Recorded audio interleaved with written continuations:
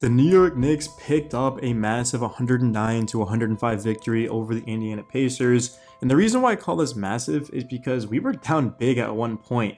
Being outscored by 10 in the first quarter, we were down by 15. To do this without OG and Randall, and of course Mitchell Robinson, speaks a lot about this team and the depth that we have. Jalen Brunson is the story of this game. He was 15 of 30, had 40 points, 5 rebounds, just 1 assist. Brunson was in attack mode. He took 6 threes, made 1 of them. Went to the free throw line 11 times, made 9 of them.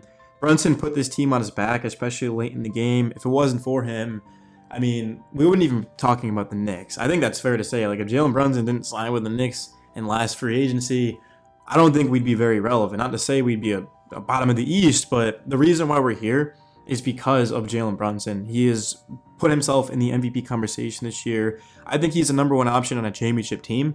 We saw last season in the playoffs, Brunson was a number 1 option, and sure, we lost in the second round, but that's because he didn't have any help. But now he does. Dante DiVincenzo took 26 shots, made 8 of them, was off, no question about it, but hit timely shots, scored 20 points.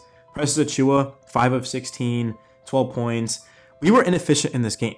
We missed open looks, especially from 3. We finished this game 8 of 38 from 3, and we found a way to win. That speaks a lot. This was not a game to remember. After I make this video, I'm going to log off, go to sleep, and never remember of this game again. I'm just making it obviously because I'm a Knicks fan, and this is Knicks Daily, and we talk Knicks here. But this was not a game to remember. This is the Jalen Brunson game of an MVP, having an MVP-worthy performance. I know it wasn't 70 points or whatever Luka scored or something like Embiid, but this was a game where the Knicks should not have won, and they found a way to win, and that says that we are right where we need to be. At 32-17, we are trailing the Bucks by half a game, of course, for the number 2 seed. That should be our goal. Well, the 1 seed should be our goal, but if we do get the 2 seed, that means home court advantage in the second round, which is something that, of course, we did have against the Miami Heat. But this is a much different Knicks team, and that would be huge once again for us in the playoffs. So that's going to be our goal. It also means we don't have to play Boston until the conference championship, which, or I guess conference finals is what they say in basketball. So that would be amazing as well. And you look at what we got tonight from some of these guys. Josh Hart played 38 minutes and had 5 points. He had 12 rebounds and 3 assists, made a huge impact. Isaiah Hartenstein played 36 minutes, had 19 rebounds and 12 points, 6 assists. He was just all over the place. We were struggling early on to get rebounds, so for him to do that is big time.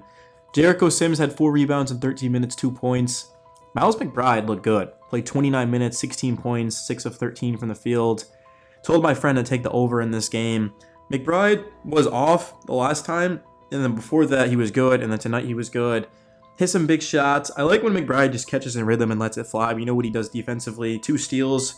Had some good defense on Tyrese Halliburton when they were matched up. I mean, it's just crazy how we shot under 40% from the field and won this game. 76 from the free throw line, 21 from 3. We ended up having 10 turnovers.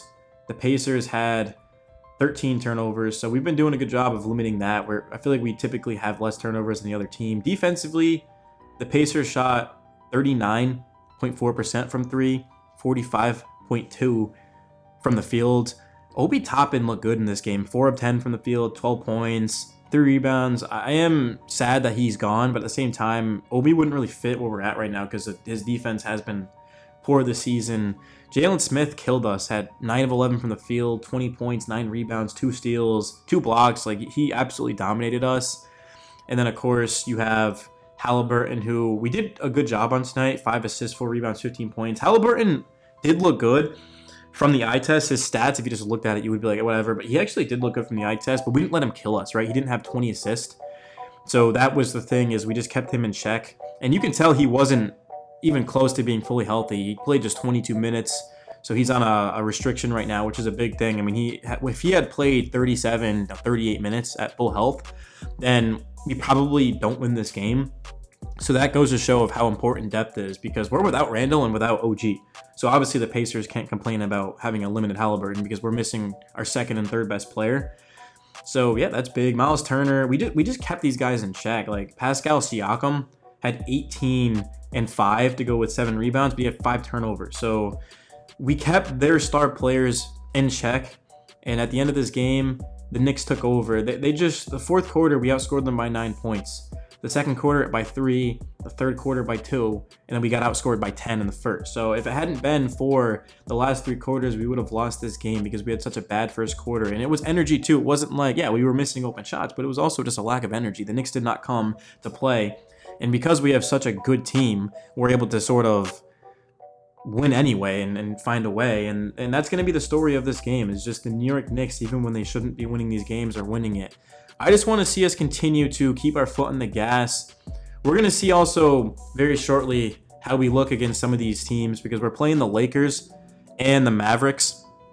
2 of our next 3 games. We get a break against the Grizzlies, which is going to be at home. So that's going to be a game that we just can't obviously lose. I mean, there's no one better in the NBA than the Knicks at beating teams under 500. And the Grizzlies, I don't know their record, but I'm 99.9% certain they're under 500. Mavericks, Pacers, 2 teams that are going to be tough. And we got the Rockets, played them, of course, in New York not too long ago, and we were able to win that. And OG dominated defensively, and then Orlando.